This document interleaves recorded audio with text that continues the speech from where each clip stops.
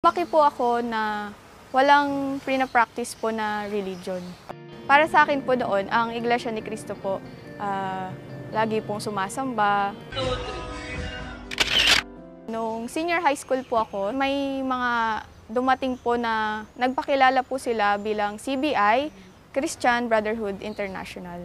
Mga mag-aaral daw po sila na mga Iglesia ni Cristo.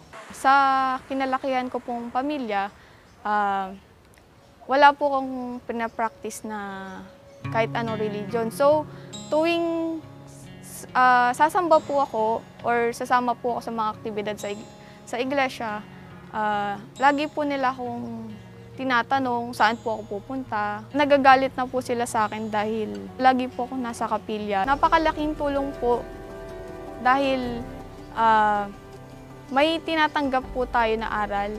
Yun po yung naging way ko po para kayanin po lahat po ng mga pagsubok po na darating.